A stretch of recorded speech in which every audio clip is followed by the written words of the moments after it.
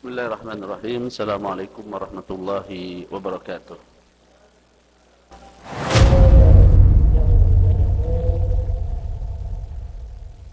Innal hamdalillah wa inna syukra lillah wa inna sanaa kullahu lillah.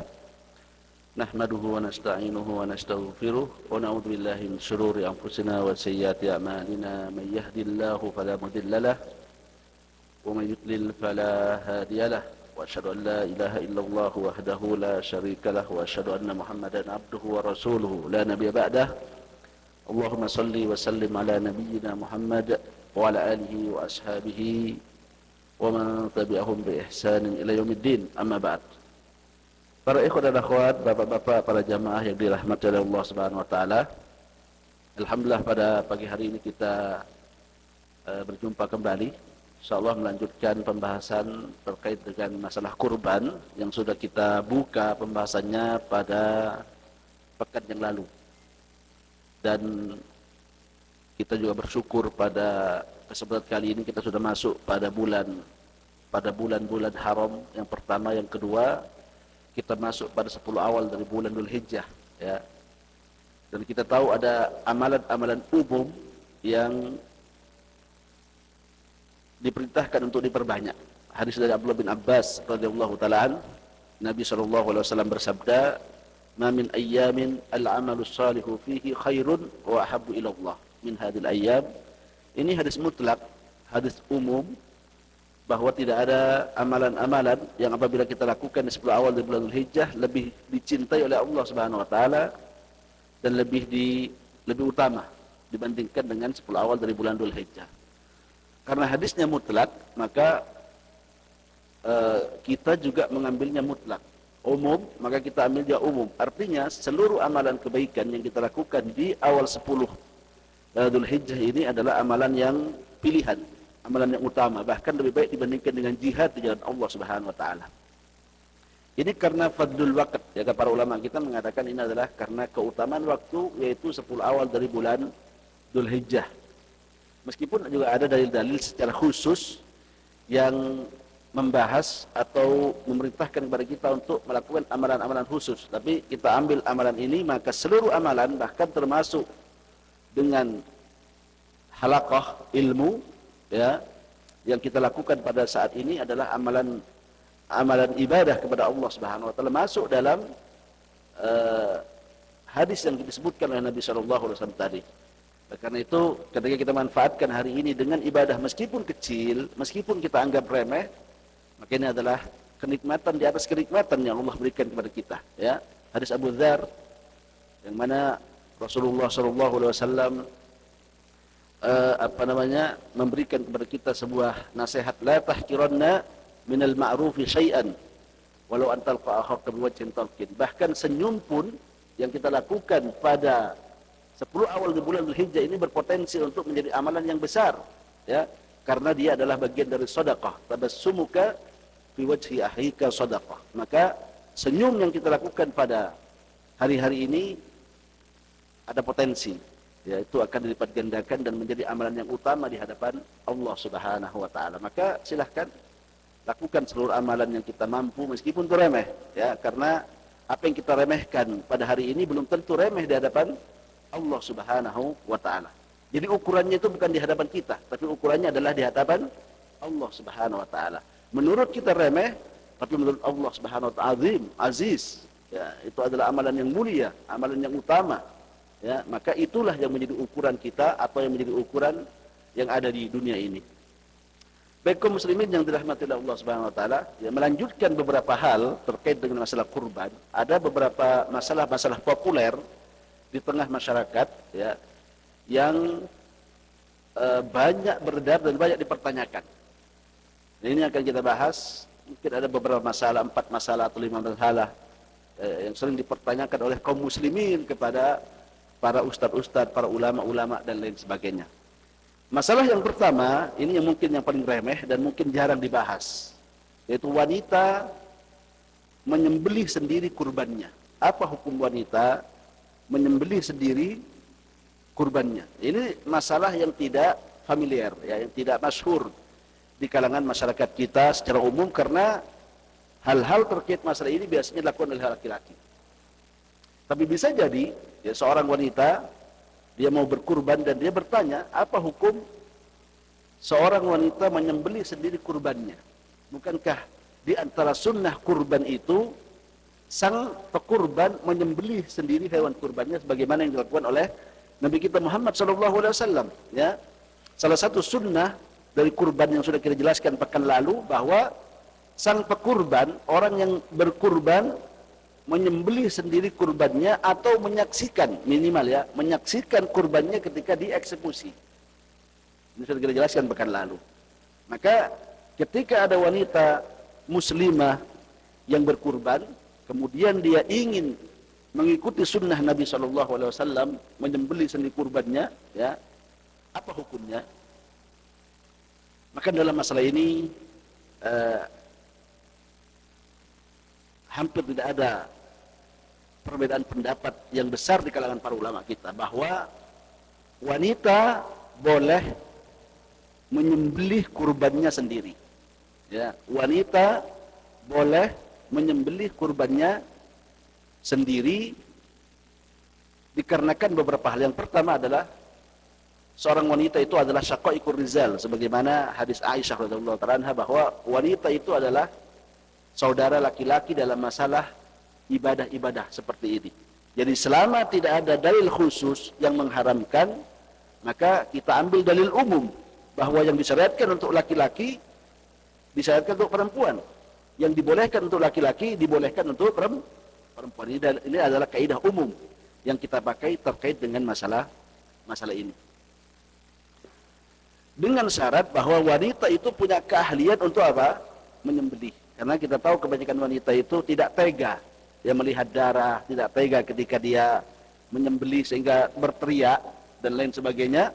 Maka ketika hal ini terjadi, tidak boleh bagi wanita untuk menyembelih. Jadi harus ada syaratnya. Syaratnya itu apa? Keahlian menyembelih bagi wanita dan keberanian wanita itu untuk menyembelih. Kita tahu bahwasanya wanita memiliki perasaan yang sensitif, yang mudah berempati, bersimpati, bahkan mungkin saja dia akan berteriak ketika melihat darah. Maka yang menjadi persyaratan adalah sebagaimana yang kita sebutkan tadi. Kemudian yang kedua, ada sebuah hadis atau riwayat pada zaman sahabat, seorang wanita budak, ya, seorang budak, dia mengembala kambing, ya. Tiba-tiba kambingnya itu ada yang cacat atau ada yang jatuh, kurang lebih seperti itu, ya. Maka disembelih kambing itu oleh seorang wanita itu, dan kemudian ditanyakan kepada Nabi SAW, apa hukum memakan makanan atau memakan kambing yang disembelih oleh wanita itu? Maka Nabi mengatakan kuluhu, ya, makanlah kambing tersebut, menunjukkan bahwasanya penyembelihan yang dilakukan oleh seorang wanita itu sah dan diperbolehkan. Oleh karena itu apabila ada ummahat dan ibu-ibu yang ingin mengamalkan ini, silahkan, ya, silahkan, dan juga untuk mendobrak hal-hal yang tabu di tengah masyarakat kita. Karena hal ini kurang masyhur, ya, tidak masyhur, maka perlu kita terkadang untuk memberikan contoh satu kali atau dua kali, sehingga kemudian hal ini bisa menjadi masyhur di tengah masyarakat kita.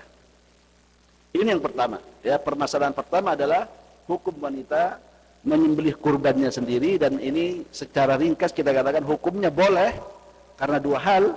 Dalil umum yang disyariatkan laki-laki untuk laki-laki, maka disyariatkan pula untuk perempuan. Yang boleh bagi laki-laki boleh juga untuk perempuan.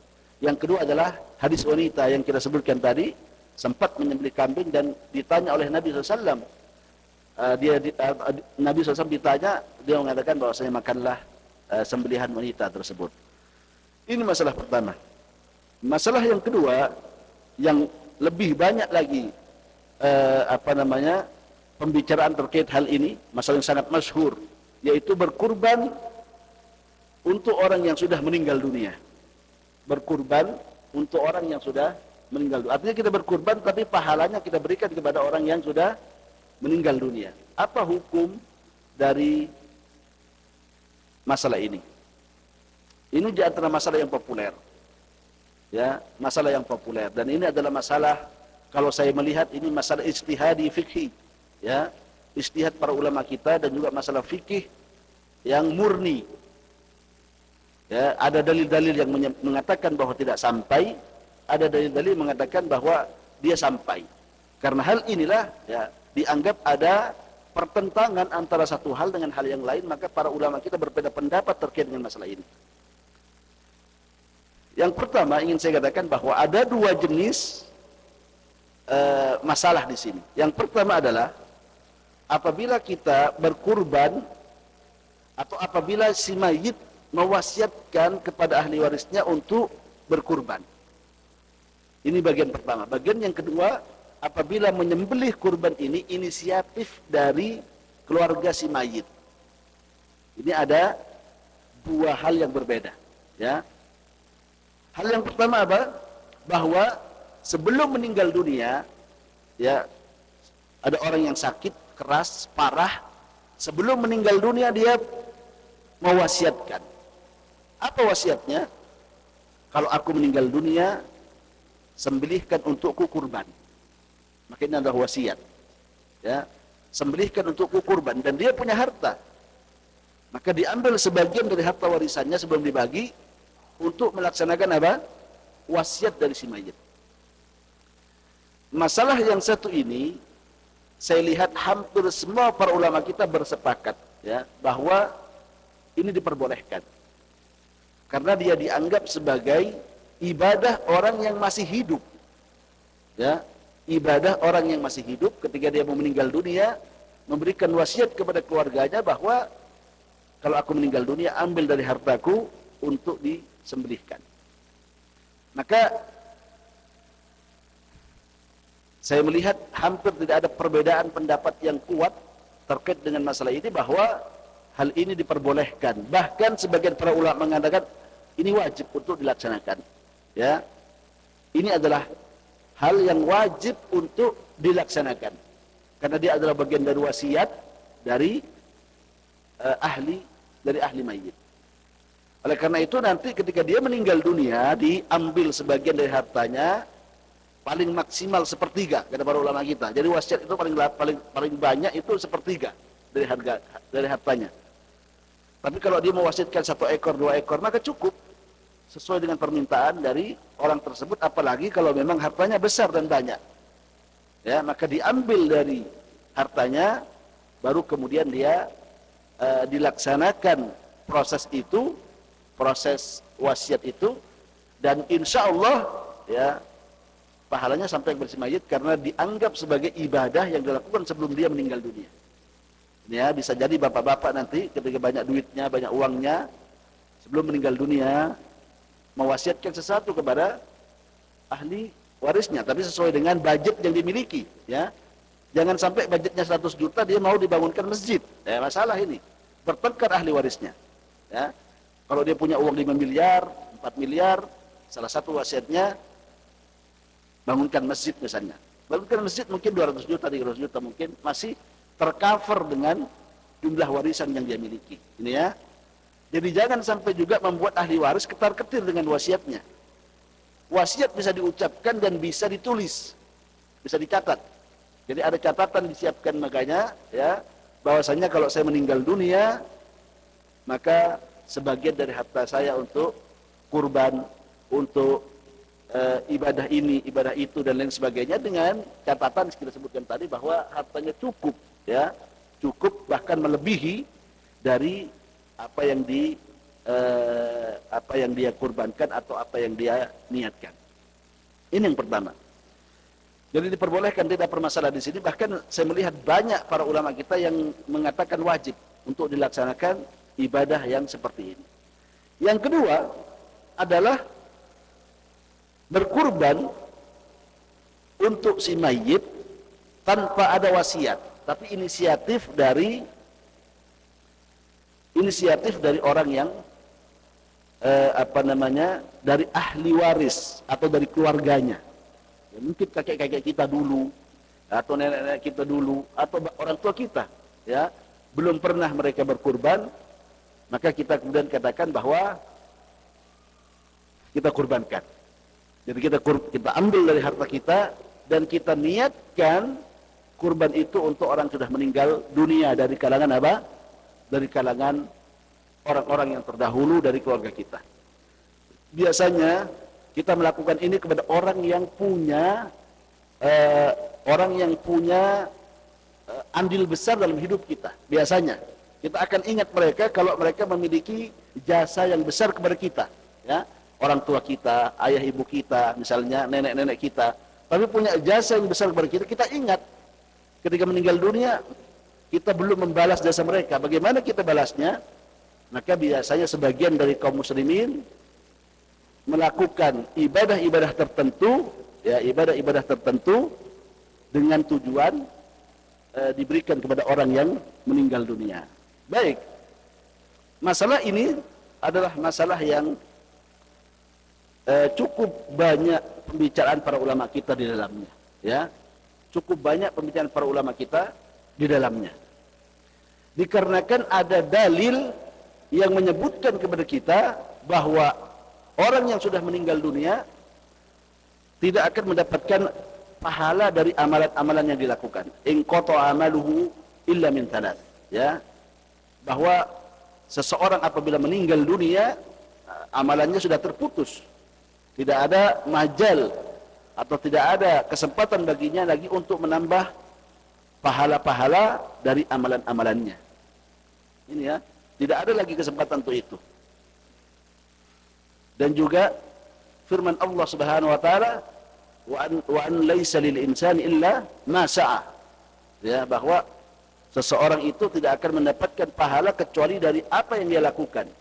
Dalil-dalil umum seperti ini, ya, ini dijadikan sebagai dalil bahwa sudah orang meninggal dunia, kesempatan untuk beramal sudah habis.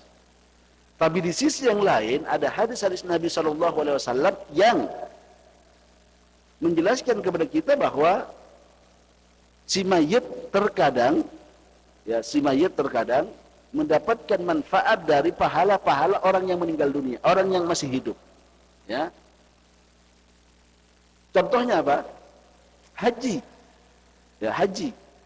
Hadisnya jelas dan sahih bahwa seseorang berhaji dan mengatakan labbaik labbaik an subrumah, kata. Jadi orang ini ketika berihram mengatakan labbaik Allahumma an subrumah. Nabi mendengar ini, maka dikatakan man subrumah. Siapa itu man subrumah? Subrumah itu adalah saudara saya sudah meninggal dunia. Maka Nabi SAW mengatakan bahwa saya hujja an nafsik thumma an subrumah. Dia ditanya, kau sudah pernah berhaji? Belum pernah berhaji, wahai Nabi. Dia katakan, ma hujja an nafsik thumma an subrumah. Kau berhaji dulu baru nanti dihajikan subrumah, kata Nabi SAW. Maka ini adalah nas dari Nabi SAW terkait dengan masalah ini, terkait dengan ibadah haji. Dan para ulama kita kemudian memasukkan di dalamnya juga ibadah umrah, ya, ibadah umrah dan ibadah haji dimasukkan dalam satu paket karena sifatnya ya mirip, ya, antara haji dengan umrah. Dua-duanya adalah ziarah ke Baitullahil Al-Haram.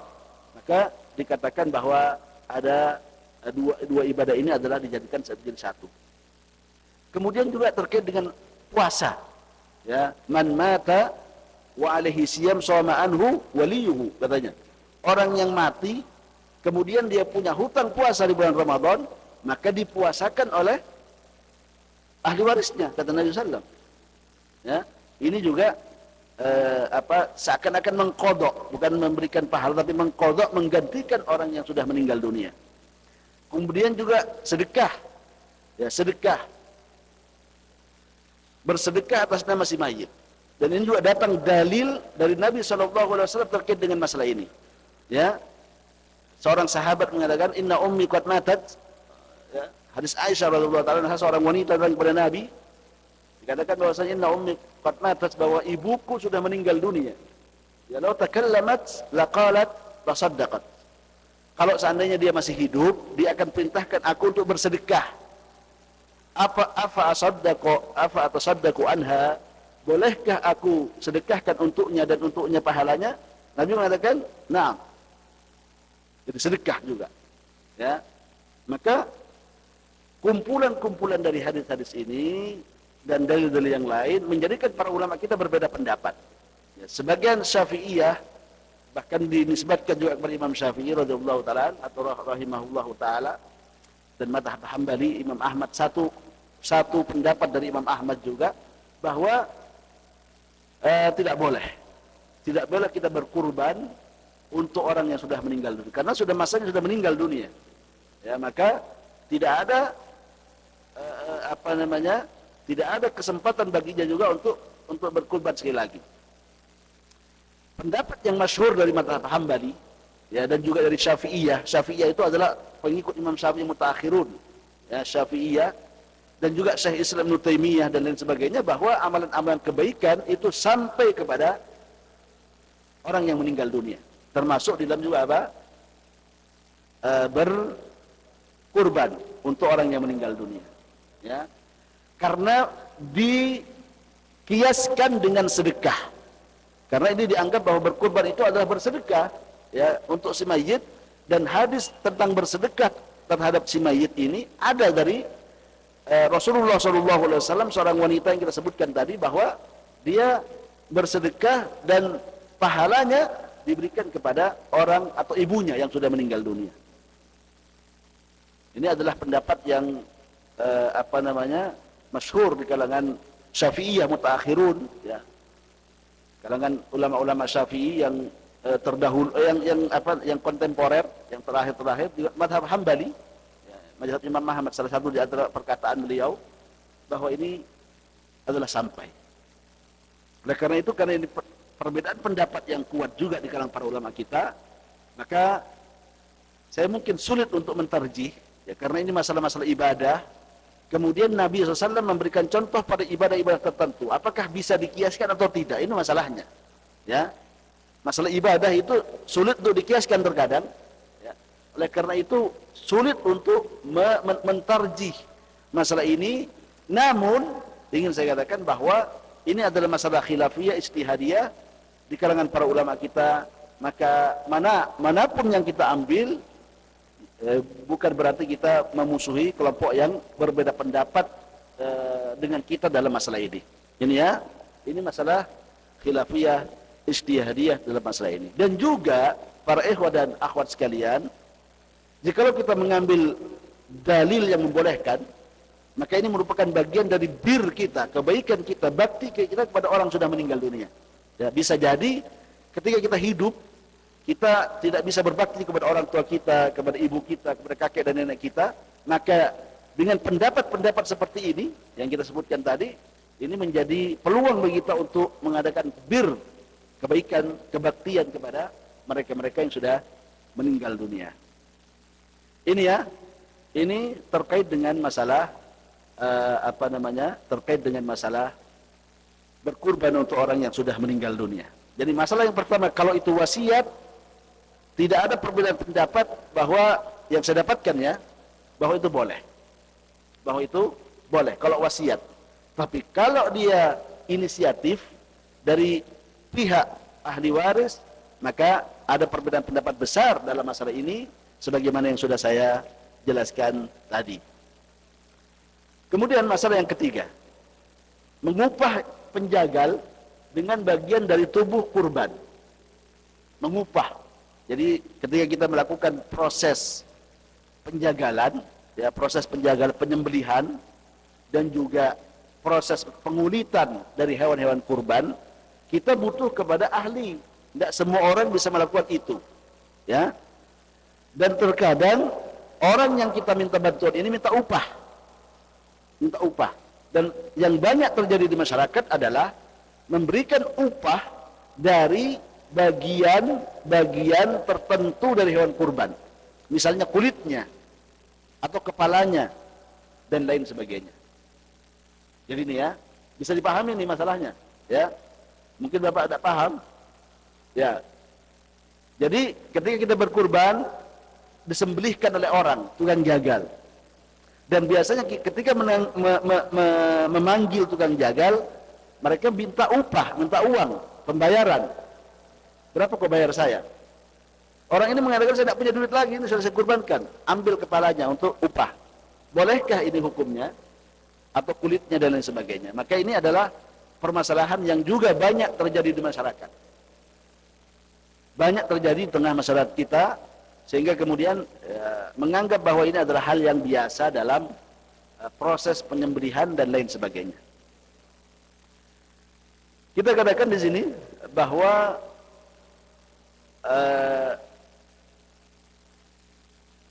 ada dua pendapat dalam masalah ini. Pendapat membolehkan dan pendapat yang tidak membolehkan. Jadi sebagian ulama kita membolehkan mengupah jagal, tukang jagal dengan bagian-bagian tertentu dari hewan kurban. Dan ini pendapat sebagian ulama tabi'in. Ini masalahnya. Ya, sebagian ulama tabi'in berpendapat seperti Hasan Al-Basri. Beliau membolehkan dan mengatakan la ba'as idza kana ra'suhu. Tidak apa-apa kalau kita berikan kepada tukang jagal itu kepalanya. Ya, sebagai upah maksudnya. Jadi kebanyakan orang yang membolehkan mengambil pendapat dari sebagian pendapat tabi'in. Ya. Yang kita sebutkan tadi yaitu Hasan Al-Basri. Namun mayoritas para ulama kita ya, mengatakan bahwa tidak boleh. Karena ada nas dari hadis Nabi SAW terkait dengan masalah ini, yaitu hadis Ali bin Abi Thalib. Ya, hadis Ali bin Abi Thalib ketika beliau mewakili Nabi kita Muhammad SAW menyembelih untanya, maka Ali bin Abi Thalib mengatakan bahwa Nabi SAW mewasiatkan kepada aku untuk membagi hewan kurbannya semua kepada orang-orang fuqara wal masakin dan tidak diberikan kepada tukang jagal sedikit pun. Artinya sebagai upah. Ya, tidak diberikan kepada tukang jagal sedikit pun sebagai upahnya, kata Ali bin Abi Thalib. Maka di sini ada tabrakan pendapat tabi'in dengan hadis Nabi SAW, hadis dari Ali bin Abi Thalib. Maka kita bisa katakan bahwa bisa jadi Hasan Al-Basri memberikan fatwa pada masa-masa tertentu. Bisa jadi, karena fatwa itu terkadang dibangun atas dasar apa? Pemahaman dia terhadap masalah. Jadi tidak bisa kemudian diumumkan dan dimutlakkan dalam sebuah kondisi.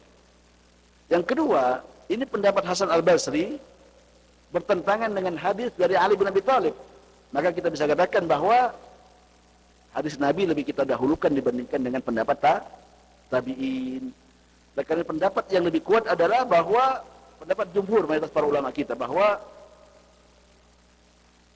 tukang jagal tidak diperbolehkan untuk kita berikan upah dari bagian-bagian dari tubuh hewan kurbannya. Karena hewan yang dikurbankan itu adalah untuk Allah Subhanahu wa taala, maka tidak boleh sedikit pun kita manfaatkan untuk perkara-perkara duniawi. Kata para ulama kita, ya, hewan kurban tujuannya adalah untuk ibadah kepada Allah Subhanahu wa taala.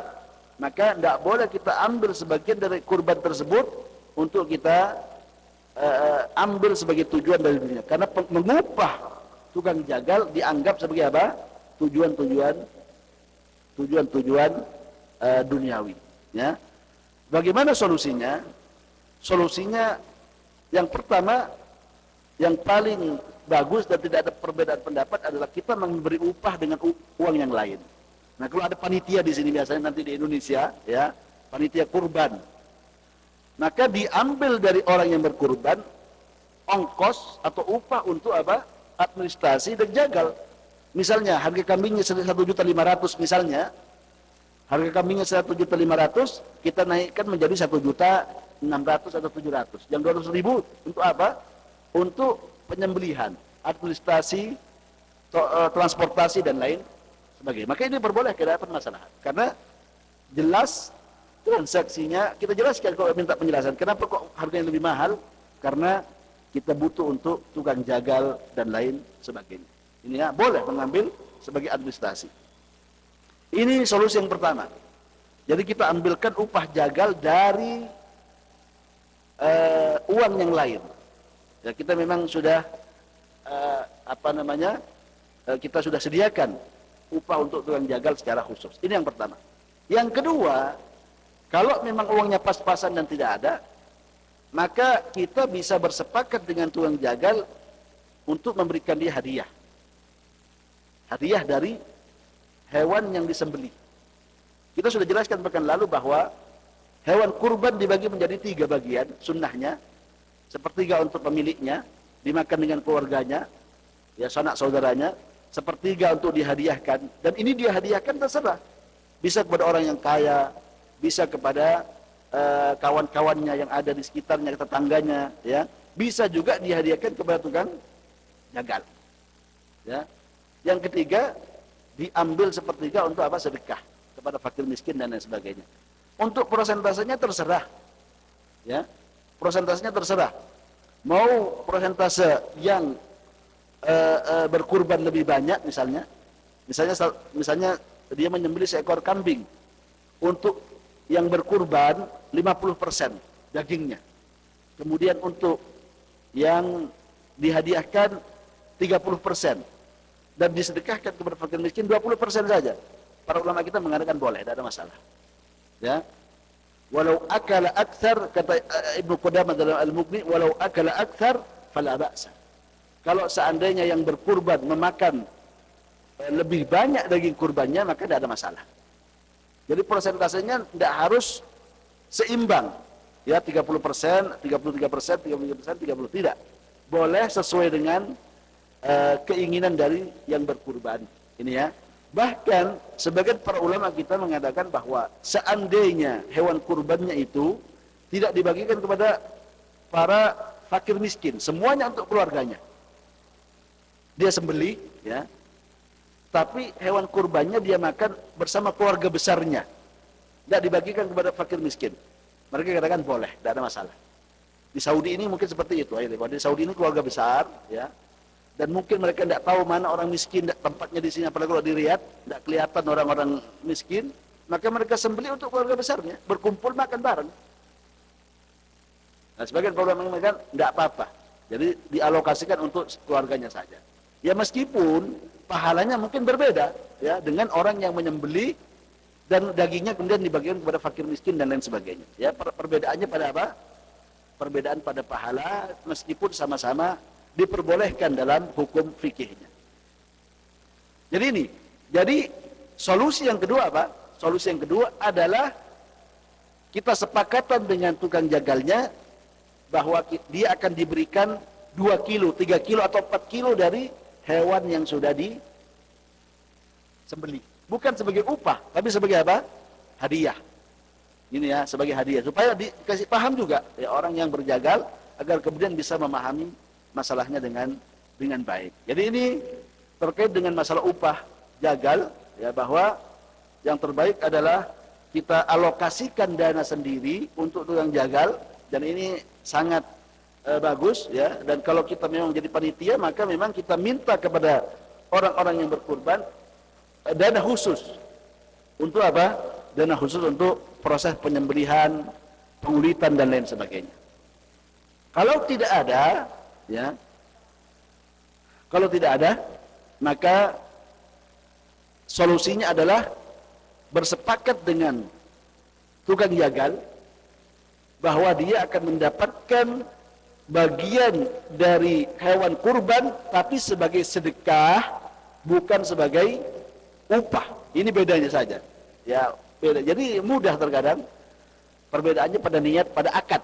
Ya, perbedaannya pada akad saja. Yaitu apa? Dia diberikan dari daging kurban sebagai hadiah dan bukan sebagai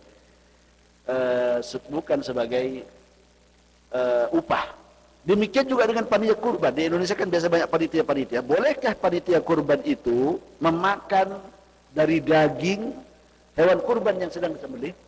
Mereka misalnya bikin pesta sate misalnya, ya, bikin pesta kari misalnya, kari kambing dan lain sebagainya. Bolehkah panitia sebagai penutupan, ya, sudah selesai prosesnya, sebagai penutupan panitia mengambil sebagian dari hewan kurbannya atau daging kurbannya dan dimakan mereka sendiri? Maka jawabannya adalah boleh, karena kita berikan sebagai apa? Sebagai hadiah, pemberian dan lain sebagainya. Ini masalah yang kedua, ya. Masalah yang ketiga. Kemudian masalah yang keempat, yang ini banyak dipertanyakan juga dalam kehidupan kita. Masalah keempat, ya, seputar kurban adalah hukum menggabungkan antara akikah dengan kurban. Ini hukum menggabungkan antara akikah dengan kurban. saya belum diakikahi Ustaz. Baru tahu dari orang tuanya bahwa dia belum diakikahi oleh orang tuanya. Sedangkan hari raya kurban sudah dekat.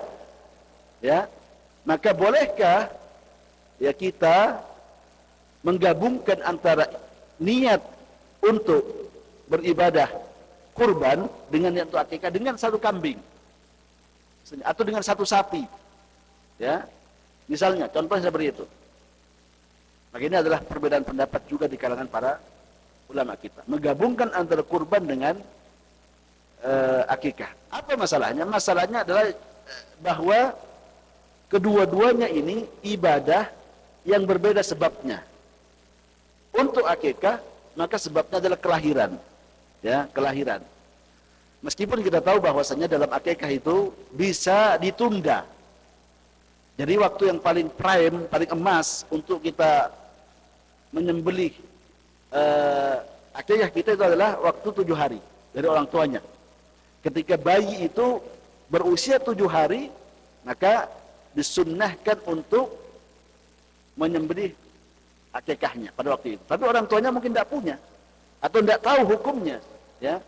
Karena sebagian masyarakat kita ketahui bahwa tidak familiar di tengah-tengah mereka terkait dengan apa? Terkait dengan akikah. Di kampung saya di Jember itu tidak familiar masalah ini, tidak ada. Ya, walaupun mereka punya duit, mereka tidak akikah. Kenapa? Kesadaran mereka tidak besar untuk melakukan ibadah-ibadah seperti ini, tidak besar. Mereka tidak tahu hukumnya, gitu loh. Sehingga kemudian dia tidak akikahi anaknya meskipun punya duit, punya harta sebenarnya. Ya. Oleh karena itu sebagian tidak diakikahi oleh orang tuanya ketika masih kecil. Jadi waktu yang paling dianjurkan untuk menyembelih akikah adalah ketika bayi itu berusia 7 hari. Sebagaimana sabda Nabi kita Muhammad SAW terkait dengan masalah ini, ya, bahwa dilakukan pada hari yang ke-7. Kalau tidak bisa hari yang ke-7, maka bisa ditunda menjadi hari yang ke-14. 2 kali lipat, ya. Tidak bisa hari ke-7, maka bisa ditunda menjadi hari yang ke-14, ya, hari yang ke-14.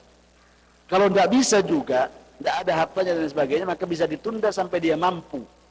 Sampai dia mampu dan dia bisa. Kalaupun orang tuanya tidak bisa, maka baik. Kalaupun orang tuanya tidak bisa, maka dia bisa mengakikahkan sendiri ketika dia sudah besar.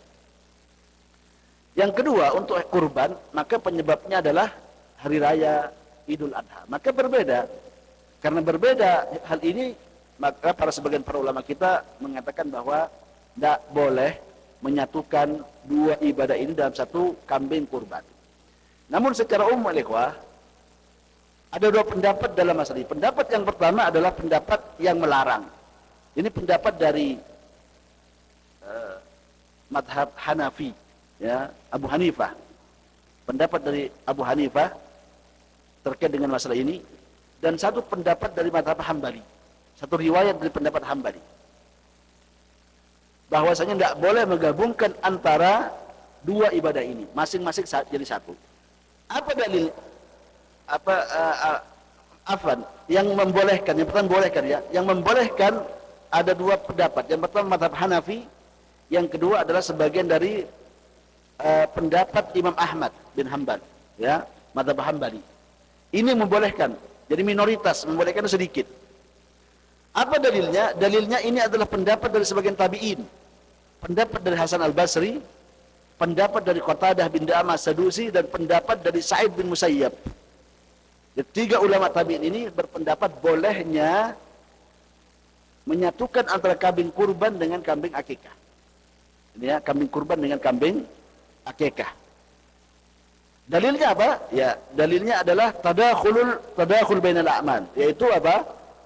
Tumpang tindih antara dua amalan selama dia masih satu cara. Ya, beda niatnya tapi satu cara, maka tidak ada masalah. Contohnya kurban ini. Kurban sama-sama menyembelih, kan? Meskipun beda sebabnya, yang satu karena bayi, yang satu karena berkurban. Ya. Mandi besar. Ada yang mandi besar karena dia junub, ada yang dia mandi besar karena mau sholat Jumat. Dia mau mandi yang mana yang mau dia lakukan? Boleh tidak menggabungkan antara mandi junub dengan mandi Jumat? Hah? Boleh enggak? Boleh. Penyebabnya beda, tetapi satu caranya. Ya, maka sebagian ulama mengatakan boleh menggabungkan antara dua jenis mandi ini dan dia dapat dua pahala. Pahala mandi besar dan dua pahala apa? Mandi Jumat.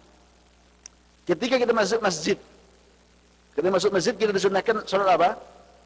Tahiyatul masjid, ya kan? Ketika kita masuk, orang sudah sholat berjamaah. Kemudian kita niatkan Allahu Akbar, sholat niat untuk sholat tahiyatul masjid dengan sholat wajib. Boleh apa tidak? Hah? Kenapa tidak boleh? Beda apa? Hah? Sholat tahiyatul masjid itu yang penting antum sholat. Sholat yang penting antum sholat saja. Selama sholat pertama yang antum lakukan, itulah tahiyatul masjid. Maka sebagian para ulama kita membolehkan, tidak ada masalah. Ini dalil yang membolehkan loh ya, dalil yang membolehkan. Belum kita ke yang melarang. Jadi sebagian membolehkan antum sholat wajib ya dengan diniatkan dengan sholat tahiyatul masjid. Maka dapat dua pahala dengan satu amalan. Namanya tadakhulul a'mal. Yaitu satu amal itu masuk ke dalam amalan yang lain selama sama selama sama caranya. Ya itu, tidak ada masalah. Sama, boleh. Ya, boleh dia sholat 2 rakaat dengan 2 niat. 2 rakaat dengan satu niat. Ya, dengan 2 niat apa? 2 rakaat dengan 2 niat. Niat tahiyatul masjid dengan qabliyah.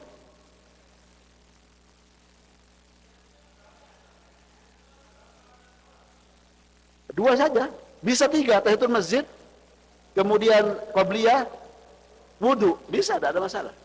Menurut pendapat yang boleh loh ya, menurut pendapat yang boleh. Ini. Kenapa?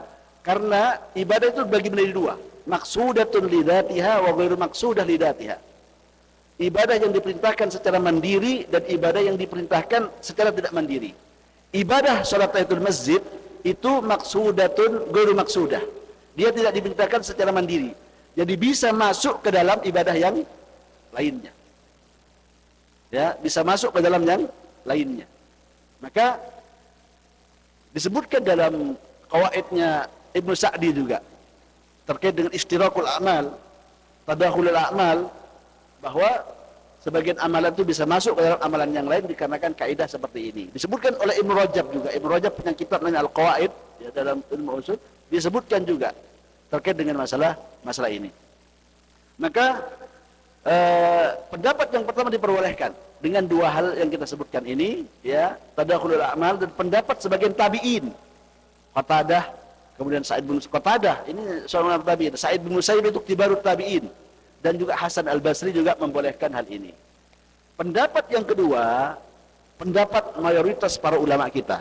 Mayoritas para ulama kita tidak membolehkan dijadikan ibadah kurban dengan akikah. Pendapat Syafi'iyah, salah satu pendapat dari Imam Ahmad juga, dan sebagian besar dari para ulama kita berpendapat dengan pendapat ini. Kenapa? Mereka bilang karena masing-masing ibadah itu maksudatun lidzatiha. Masing-masing itu diperintahkan mandiri. Ente berkurban mandiri, ente berakikah juga mandiri. Oleh karena itu tidak bisa digabungkan menjadi satu antara 2 ibadah ini. Kalau 2 hewan beda. Ini kita satu hewan ini caranya ya. Pembahasan kita tentang satu hewan. Maka ini pendapat mayoritas para ulama kita. Ini adalah pendapat Imam Ahmad, sebagian riwayat pendapat Imam Ahmad, pendapat Syafi'iyah, dan juga mayoritas para ulama kita. Sebagian para ulama kontemporer seperti saya Utsaimin membolehkan karena berangkat dari pendapat yang pertama, ya. Ulama kontemporer sebagian membolehkan karena pendapat mereka ambil dari pendapat yang pertama. Baik. Saya tidak ingin mentarjih di sini, tidak ingin menguatkan salah satu pendapat, tidak. Tapi kita bikin solusi. Solusi yang pertama, yang paling aman adalah masing-masing dilakukan pada waktunya, masing-masing dilakukan 1 kambing. Jadi berakikah 1 kambing dan berkurban 1 kambing. Ini solusi yang paling aman sudah. Al-khuruju minal khilaf, kata para ulama kita ya. Al-khuruju minal khilaf. Kita keluar dari perbedaan pendapat para ulama kita. Maka kalau ini yang kita lakukan, kita selamat. Dapat dua pahala, pahala akikah dan juga pahala apa? Pahala berkurban. Yang kedua, kalau harta kita seret, sempit, ya tidak ada waktu lagi bagi kita, atau tidak ada harta kita yang berlebih. Kita cuma punya satu kambing, Ustaz. Tidak ada harta kita berlebih. Ya, ini sudah yang paling afdal dari harta kita sudah. Maka kita bisa berikan solusi yang pertama, kita dahulukan kurban. Kenapa? Karena untuk akikah waktunya sudah luas. Ya, karena dia sudah keluar dari masa prime, masa yang paling emas, yaitu pekan pertama dan pekan kedua. Maka kalau sudah keluar dari pekan pertama kemudian kedua, maka dilakukan kapan saja selagi dia mampu. Berarti ya, kita dahulukan kurban karena waktunya lebih sempit ada di depan kita, dan kita tunda kurban, kita tunda untuk akikahnya sampai kita mampu di masa yang akan datang. Ini ya, ini adalah solusi yang kedua yang bisa kita lakukan terkait dengan masalah ini. Kalau tidak ada lagi Ustaz, sudah tidak ada harta, sudah ini sudah paling sudah tidak lagi Ustaz. Mungkin saya juga meninggal dunia sebentar lagi, maka bisa diambil pendapat yang pertama tadi, bahwa menggabungkan antara akikah dengan kurban, dikarenakan keadaan yang tidak mampu, sudah darurat, mengambil pendapat yang ketiga ini. Jadi ini mungkin bisa jadi solusi. Solusi yang pertama paling bagus, dipisahkan kalau dia mampu dan luang. Solusi yang kedua adalah kita dahulukan kurban, ya, dahulukan kurban dulu, baru kemudian nanti akikah. Kita tunggu 1 tahun 2 tahun lagi, tidak ada masalah, karena memang kurban akikah ini sudah muasa, waktunya luas. Kapan saja kita mampu, maka kita lakukan ibadah ini. Yang ketiga ya sudah, kalau tidak ada lagi ya itu kita lakukan. Kenapa seperti itu, ikhwah? Karena dua-duanya hukumnya sama. Akikah itu hukumnya sunnah muakkadah. Bahkan sebagian para ulama kita mengatakan fardu ain. Ya, sebagian para ulama kita berpendapat bahwa akikah itu fardu ain. Dikarenakan hadis Nabi SAW, kullu gulamin murtahanun bi akikoti. Semua anak-anak itu tergadai dengan apa? Dengan akikahnya. Kata para ulama kita disebutkan bahwa makna dari hadis ini bahwa orang tua yang tidak mengakikahkan anaknya tidak dapat syafaat pada hari kiamat. Makanya sebagian mengatakan bahwa hukumnya fardu ain, ya. Namun pendapat oleh para ulama kita, akikah itu hukumnya sunnah muakkadah. Sama dengan kurban. Kurban kita sebutkan pekan lalu bahwa hukumnya apa? Sunnah muakkadah. Maka dua-duanya hukumnya mirip dan sama, dan perlu untuk kita berikan perhatian terhadap masalah ini, karena adalah sunnah dan datang dari Nabi kita Muhammad SAW. Baik, sampai di sini waktunya sudah habis. Mungkin ada pertanyaan dan sebagainya, maka silahkan. Silakan.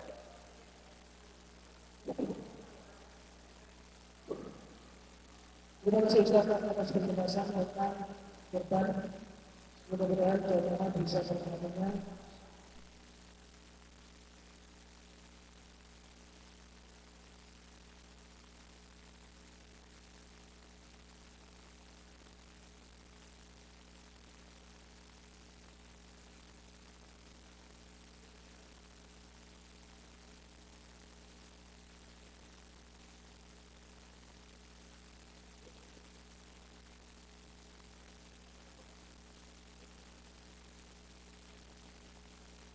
Barusan sudah kita jawab, sudah. Jadi tidak usah dijawab lagi, sudah.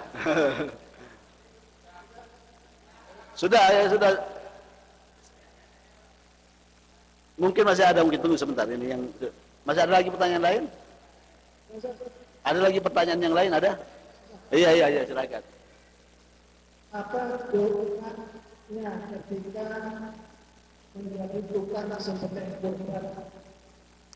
Bismillah dan takbir Allahu Akbar. Sudah. Itu yang dilakukan oleh Nabi SAW. Ya. Apa bedanya korban wajib dan korban sunnah? Korban wajib.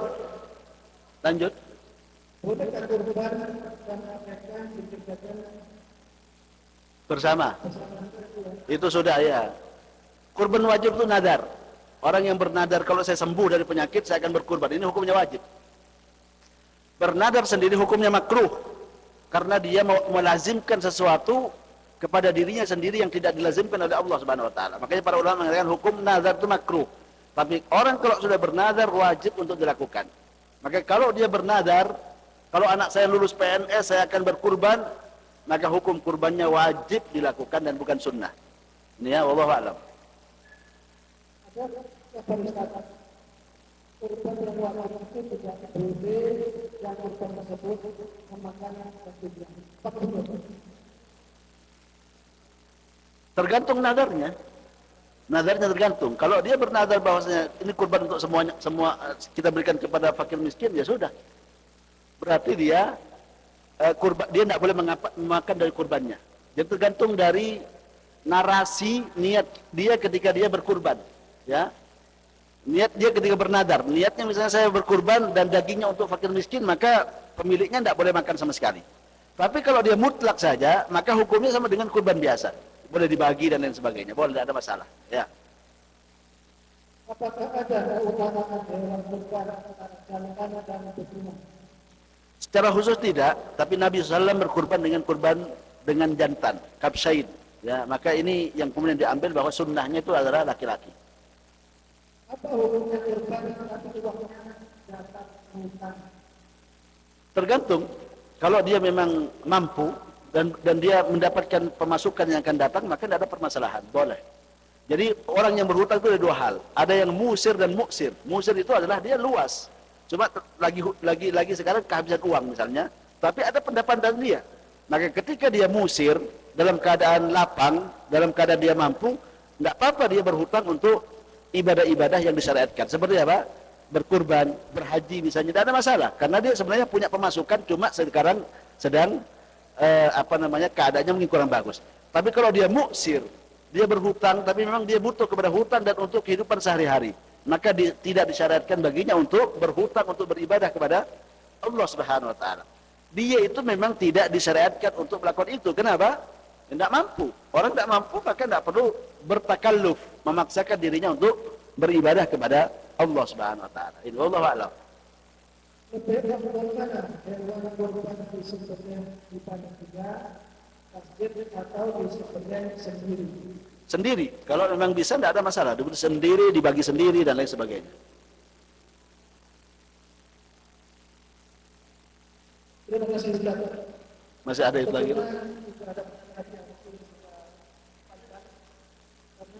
Yang jauh di sini. Dan itu Ustaz ini ada permohonan dari senior kita Pak Mamun, ini sedang dalam keadaan sakit. Sakitnya cukup parah. Tentunya flu. Dan beberapa yang dikeluhkan ada 4 atau 5 yang jelas inti penyakitnya ada keberuntungan dengan ginjal.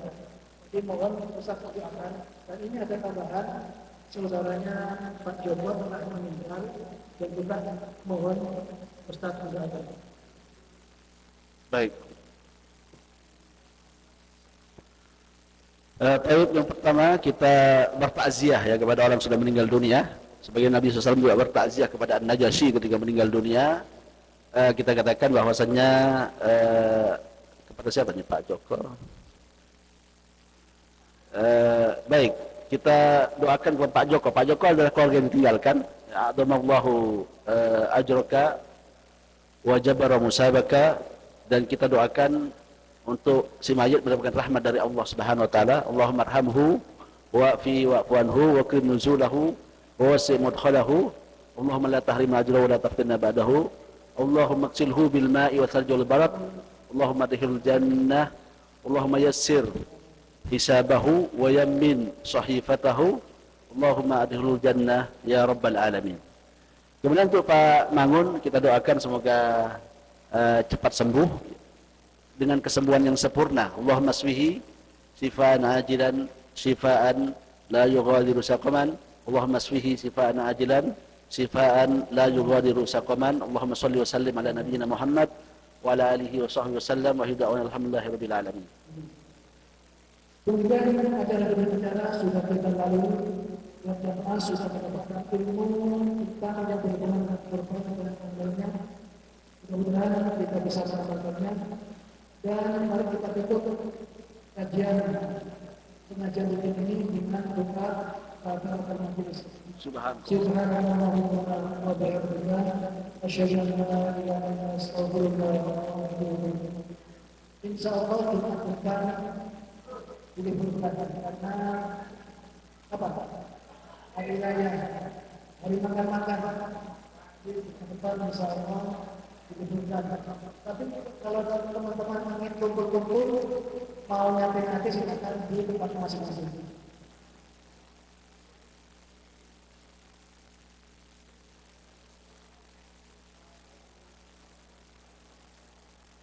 Saat ini tidak dapat geser sekarang. Ternyata miskomunikasi antara wakil Pak Wahyudi dengan atau dengan yang memberikan finansial. Jadi sekarang tidak dapat geser.